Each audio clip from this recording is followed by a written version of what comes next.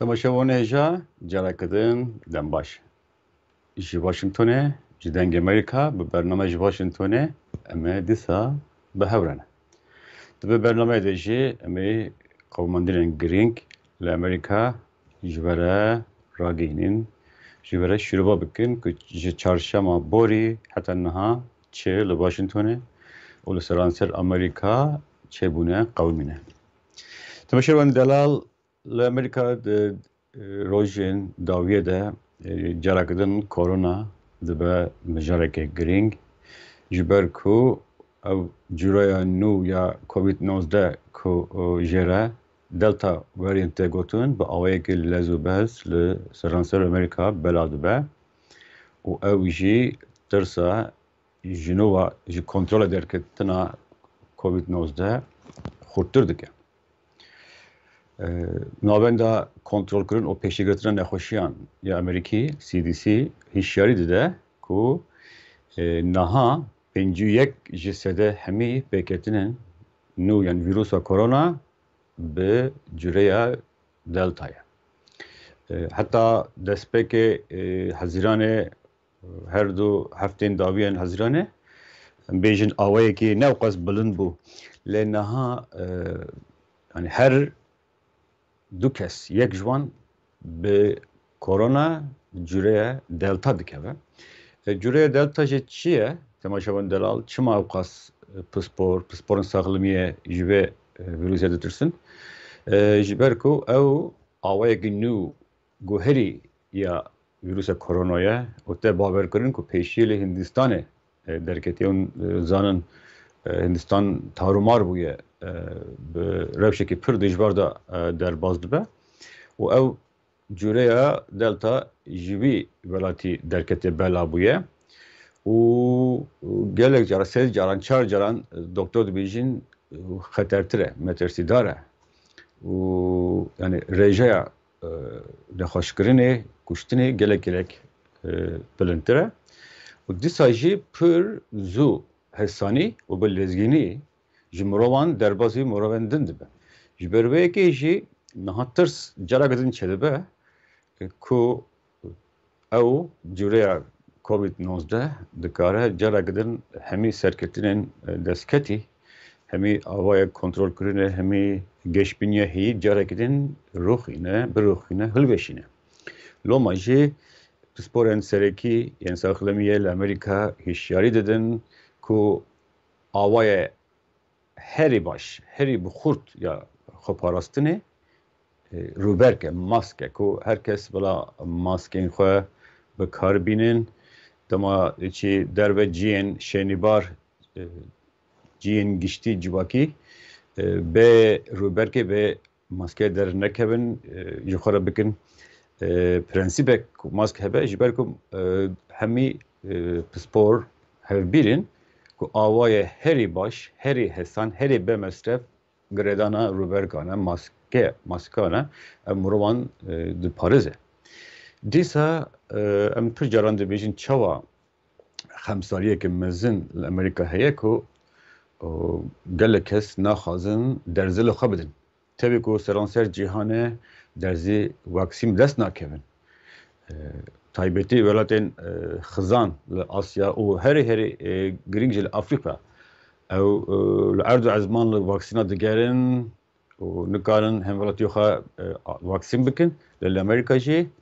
hikûmeta Amerîkî hîn ji serdema Serok Trump û taybetî jî piştî hatina Serok Biden amadekariyekî gelek xurt kiriye ji bo peydakirina vaksînan ji ber vê yekê jî niha ji pêdivîbûna pirtir, ji hevcelbûna pirtir vaksîn di destê hikûmeta Amerîkî de heye.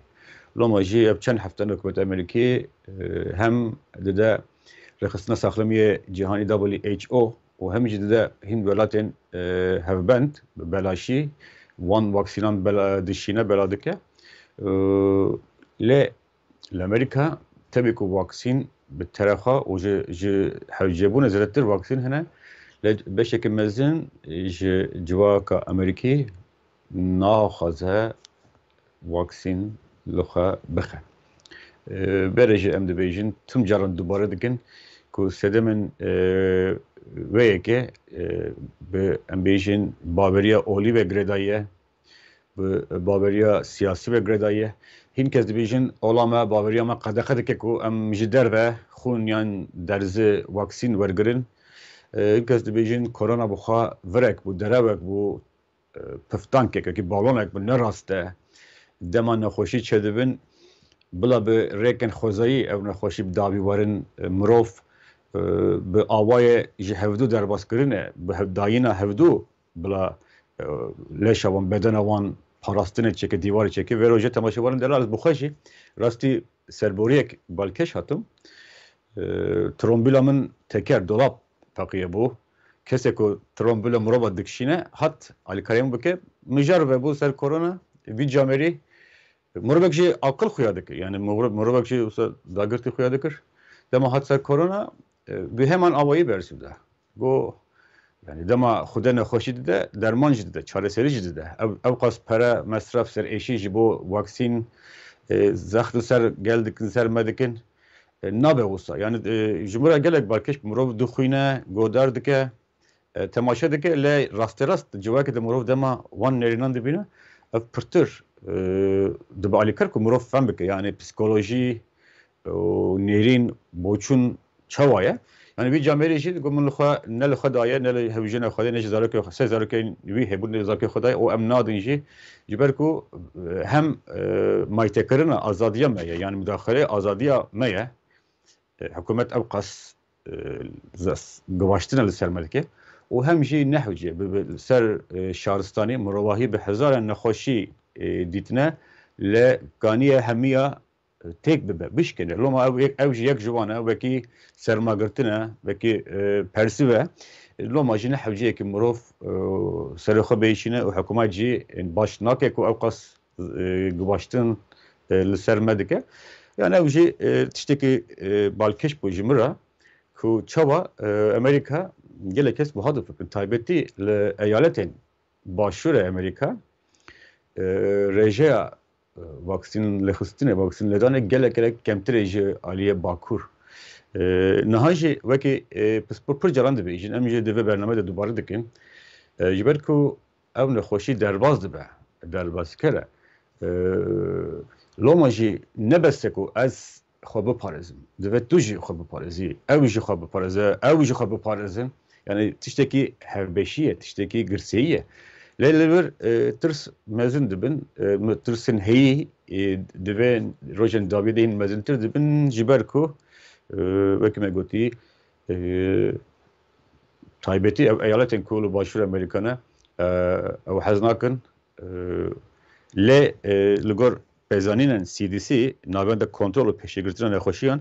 yani li em bêjin Alabama, Arkansas, Louisiana, Mississippi ew jî hemî stanên li başûr wan dera gelek zêde bûye bêguman digêje nêzîkî Washingtonê jî li eyaleta Maryland ku nêzîkî me ye cîrana me ye li Maryland jî bi awayekî wisa ber bi çav xuya derdikeve ew nexweşî li Virginia jî ew jî her ciyê ku em lêne yani dema kesek yani jî beşek ji civakê xwe naparêze yani ji derzê li xwe nede parastin kem dimîne ama jî serok Biden do bangekî nû kir ji gelê Amerîka re ku xwe biparêzin ji wan rica kir tika kir ku vaksîn li xwe bidin herin navendin vaksîne pir caran navendin vaksîne hatine afirandin hatine vekirin lê pisporên saxlemiye karmena saxlemiye hemwelatî nabînin ku derzê li we bidin Biden jî bang li gel dike ku vê mijarê pir ciddî bigirin davî li korona nehatiye vîrusa korona nehatiye berava ji vê yekê dibe ku hîn rojên çetintir dijbertir derkevin ji ber ku wekî me gotî ew awayê delta xetere zû bela dibe Biden bixwe jî ji xwe re armancek danî bû ku heftê ji sedê Amerîkiyên gihîşt ji 18 salên mezintir ji 18 salên mezintir ew werin derzîkirin lê ew armanc pek nehat me heftê çû jî gotibû di asta 67 ji sedê maye û ji wan jî 47 ji sedê her du doz her du caran pedivi luqadane yani Biden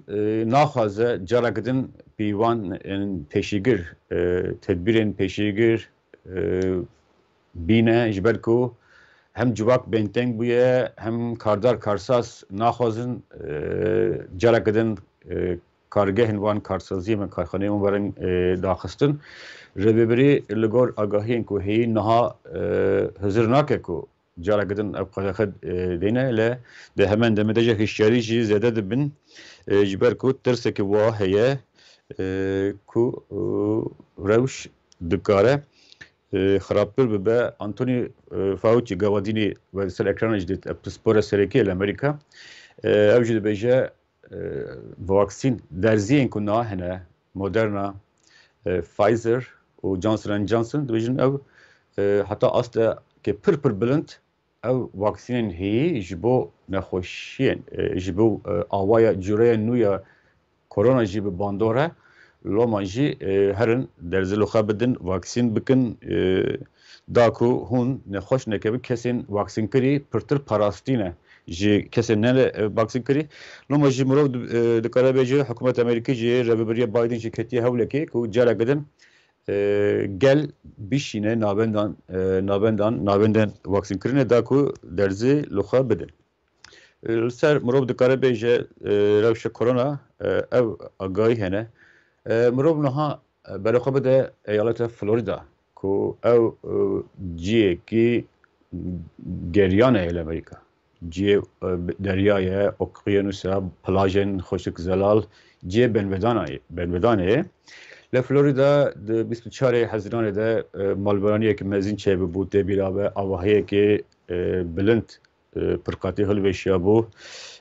hinek mirov miribûn canê xwe dabûn niha îro li gor daxuyaniya Kurdistan xwecihî 10 termên 10 qurbaniyên din ji bin kavilan hatine derxistin 10 kesên din niha bi vê hejmare kesên ku di vê hilweşîna roxandina awahiya Florida'da mirine bûne 46 kes hatine kuştun û li gor dîsa agahiyan heta niha hîn 109 kes ve serû şunun yani ciyê wan rewşa wan nayêzanîn termên wan nehatine peyda kirin û bêguman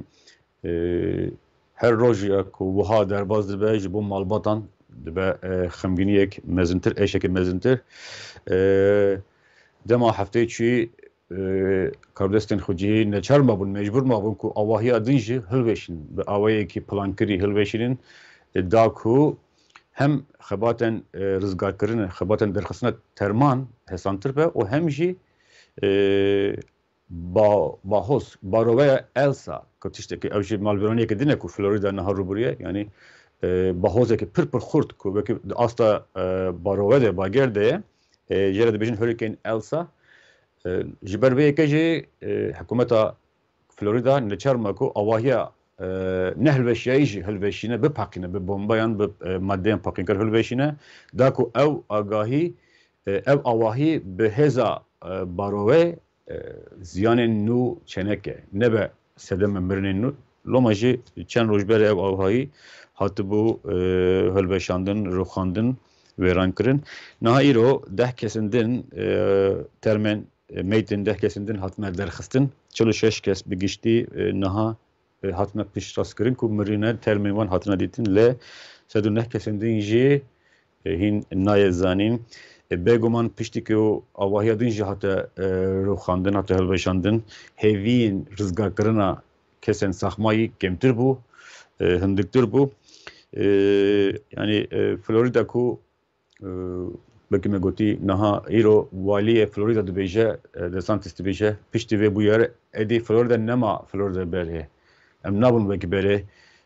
birînekî kur di nav Florida'da hiştiye bêguman bi vê malbaraniyê bangên kontrolkirina awahiyan jî xurtkirina kontrola ser awahiyên kevn awahiyên zirardêtê hilweşiyayî yan jî qelîşî şikestî zêde dibin çiku hinek kes dibêjin ev awahî ji mêj ve pirsgirêkên wê hebûn lê kesen ku hin kes de hin xala da kare xwe birekupekî nekirine ku ew awayî hate niha maye. Roma bangên wiha jî çêdibin. Florida bi xwe jî hin dibin bandora ve wêraniyê de bû ji ber Hurricane Elsa, baroveya Elsa hefteyê çûyî bank hate kirin hemvatiyan ku herî xwe biparêzin herîn ciyên ewletîr kesen ku ji ciyên diniyên Amerika yan jî li derve Amerika tên ji bo tatilê ji bo benvedanê hatibûn Florida ew jî hemî ew cih ew eyalet hêlan çûn vegeriyan mala xwe. Yani hem malberînek wiha li Florida çêdibe heta niha 46 kes mirine, 39 kes hin de bûne, ziyanekî aliyê moral rewşekî xirab e û ser de jî baroveya Elsa hatiye, turizm, sektora turizm zarareke mezin dibîne, otel hatine girtin, xaringeh hatine girtin, gel çûne xwe ciyên ewletir li seranser Florida rewşa awarte hatibû ragihandin ji ber ku baroveya kategorî yek yani kategoriyek mezin e niha hinek dibêjin karbidest hawazan îklimzan dibêjin xweşbextane spasiya Xwedê ev tirse ku em hebû cih nehat hêza barovek kêmtir bû nizm bû ket asta storm yani tropical storm bahoza tropical ew hinek wekî tesellî bûye ku rewşa hî dikarî bikin xirabtir bûye mirov hinek wêne bidebe yani di saetekî de 105 kilometre hêzên hêza bahoz hebû barove hebû temaşevan 105 kilometre di saetekî de mirov bihizre çiqas bi hêza xurt e le yani tiştê baş tiştê geşbîn di nav ew qasxirabê de ey heye ku ew bandora baroveya Elsa ji pêşbîniya hî ji tirsa hî nizmtir e siviktir e ew jî hinek di nav ew qas tiştên em bêjin neyênî de mirov eger wek tiştek erenî bihesibînin tiştên erenî ji ew in lê li Florida ew hişyarî didome ew rewşa awarte didome hîn bi dawî nehatiye niha tirs heye ku yan jî yani rastiyekî bahoz û baroveya ku dibe sedema qutbûna elektrîkê li Amerîka jî pir caran ne tene ronahî ne tene lamp çira her wiha xwarin jî li ser elektrîkê çêdibe loma jiyan bi bandor dibe dema elektrîk tune çirayên trafîkê sistemên her derê Amerîka yani bi elektrîkê dixebite ew bixa hemî zarar dibînin yani jiyan bi awayekî awayan disekine dîsa lehî çêdibin awra dibin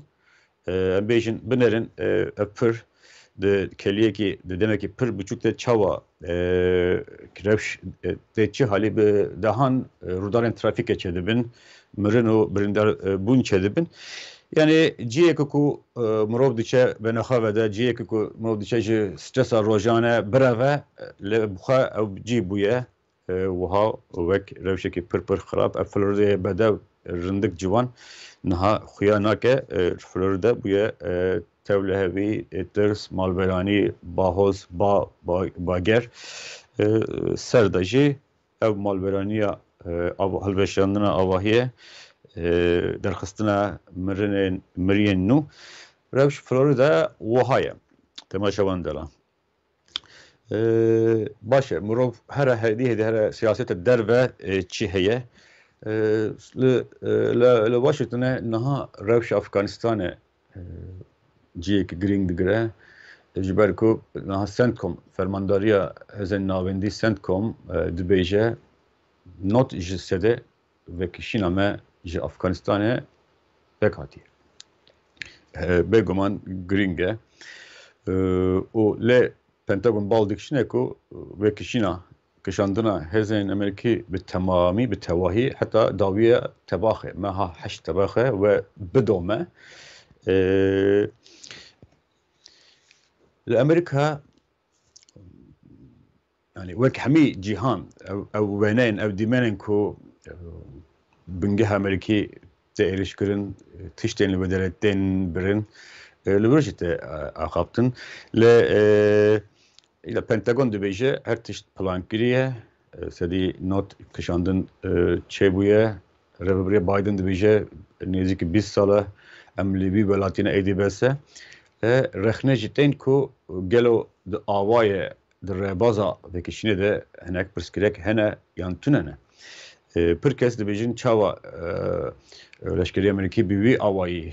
bê ku bişewire bi hevkarên xwe yên xwecihî Efganî ji ber ku New York Times do ragihandibû ku piştî 2 saat ji vekişîna valakirinê bingeha Bagram fermandarê vê bingehê agadar bûye ki Amerîkî kişiyane vekişîne. Yani rexneyên giran hebûn ku çawa bê koordinasyon ew tişt çêbûye. Berdevkî Pentagonê John Kirby got ku ne rast e çawa not ji sedê vekişîn çebe li welatekî ku ew bê koordinasyon bê tensîq çebe dibêje ne rast e her tiştê ku em dikin bi agadarkirina hêzên Efganî çêbûye ji xwe me heft bingehên leşkerî radestê Efganiya kirine bi fermî 984 firokên kargo barhilgir bi mezinahiya 984 firokên barhilgir alavên çekên cihazên leşkeriya Amerîkî hatine kişandin ve derxistin ji Efganistanê yani hejmarekî mezin e Pentagon dibêje her tiştê ku hatiye kirin normal e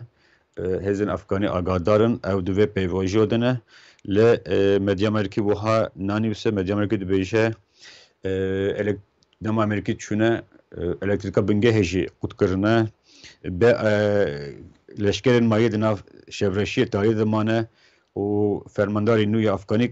ew jî ne agadar bûye yani hinek wisa wiha nêrek û pêkbûn rexne digire li Pentagon dibêje na wisa ye û her wiha komarî jî wekî prensîp piştgirî didin wekîşînê lê dibêjin pir tê lêzandin pir bi lêzûbêzî bê plan û program ew tişt çêdibe